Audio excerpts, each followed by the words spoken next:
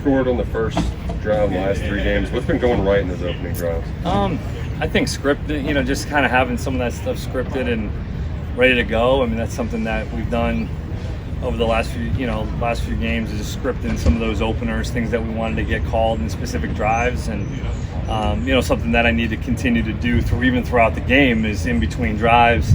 You get ideas and jot them down, but sometimes when you script an actual drive, it actually kind of clears things up for you as a play caller and just gives you confidence in exactly what you're going to call in the situations.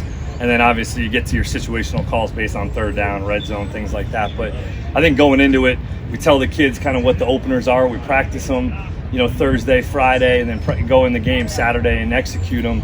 That's why we've had some of that early success. Can you script more than one drive? Yeah, I think so. I mean, probably not prior to the game. It's more so after the first drive or two, you have some of those thoughts, but organizing those thoughts to almost a script within the game is something that I'm looking to probably do over the next game here. When you look at how you guys are performing, is it as simple as you take away the turnovers and things are flowing better, or would you say there's more to it? No, I mean, from an execution standpoint of their jobs, their responsibilities, and playing physical, there wasn't any issues there. I mean, you look at it, I think one turnover was on P and 10 on the reverse.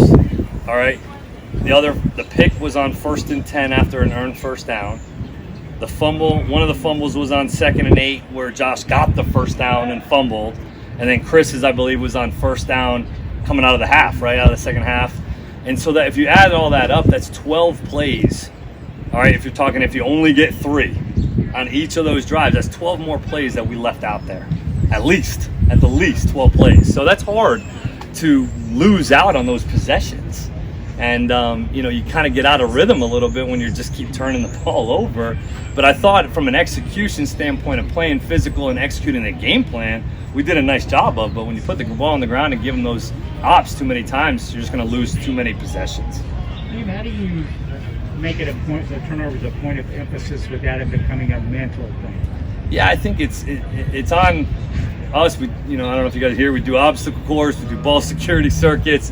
At the end of the day, it's players being players and making plays and being accountable. Like Coach Stoops says this term all the time, which I think is fantastic, is when you have the ball in your hands, you have the program in your hands. And it's that important. It's not just another play.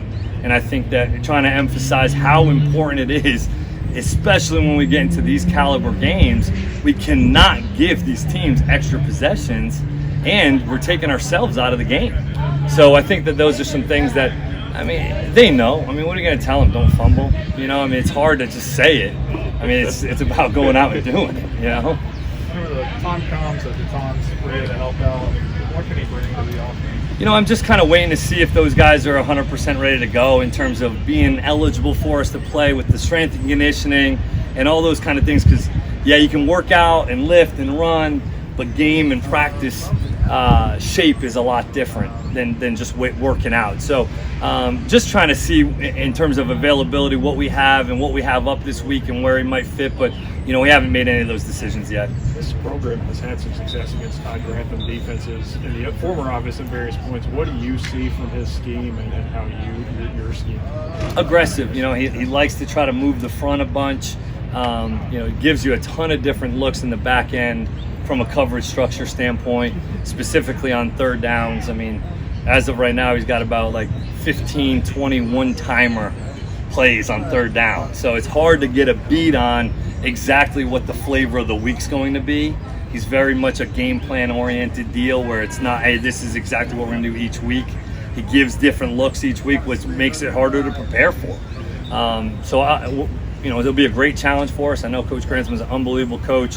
Ton of respect for him and what he's done, but I do believe that some of the fronts and things that they present gives us a chance to be able to hopefully run the ball, be physical, and get after him a little bit. Is his aggressiveness different than Wilkes's? Yeah. Style of aggressiveness? Yes. Yeah, Wilkes was more of that man, but they didn't move the front much. Coach Grantham in Florida, they move almost like every play. They're trying to get to as many ways that they can to get to a jam front, which is a 5-down bear front, trying to just create confusion and just movement inside. So practicing line movement, stunts, twists, pressures. It's not a high pressure team, but when they do, they're moving pretty good. They can rush the quarterback and get after you a little bit, but it's something that we have to be prepared for. He's got the reputation of being a high-risk, high-reward coordinator, and some people have hit big plays on him. When you do your game plans, do you have to take that into effect, or do you want to? I got to worry about what we can do and not get too much into trying to exploit them. It's a good mix. I think that you see them the last two games, really Alabama and Tennessee. They've sort of morphed their structure on defense from the first two games, from FAU and was it USF? Yeah. They definitely showed some different looks over the last 2 weeks.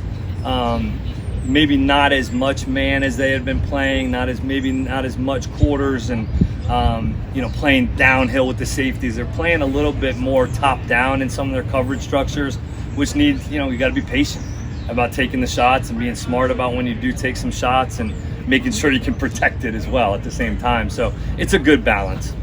You all didn't really connect on, I don't think, any deep shots against South Carolina. Was that them scouting really good, or was it just missing the shots? Or? They played pretty deep in a lot of their coverage. That's why we were trying to just dink and dunk a little bit, and we called the one that wasn't really meant to go to Wandell that he threw the pick on.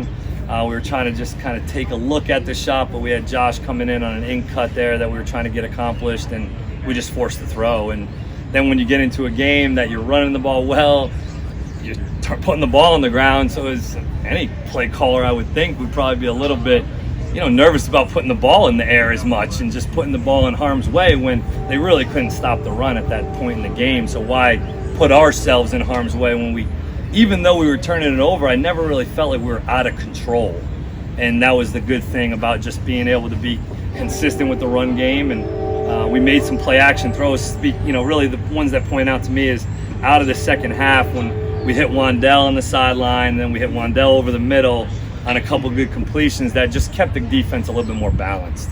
Obviously, you're not scouting their defense or their offense, but they hold the ball a lot, they run the ball a lot. How does that change the way you approach a game as play caller? You got to stay patient, I think, and that's something that just trying to, maintain that consistency of, all right, they're going to hold, and we know they have to run the ball. They run the ball for a heck of a lot of yards per game. They do a great job scheming things up. They have really good players on offense, so it's more so for us, it's like, all right, let's do what we do, be us, but hey, let's just be smart about, picking our times to be able to be aggressive so that we don't put the defense back on the field. Obviously, go ahead. Now you guys. Do you have to do anything special when, it kind of sounds like it's going to be a low snap game for both teams. Do you alter the thinking at all? I think it goes back and forth. Like, you can play with a little bit of tempo. You go 3 and out real fast when you go fast, and that's just not a fun place to be and put your defense in that situation. So I think trying to mix up some tempos throughout the game to get them on their heels a little bit when you do have a little bit of momentum, trying to use some tempo and just try to get them off their heels, get them off their toes a little bit, get them on their heels playing, try to get them downhill to maybe create some explosives that way.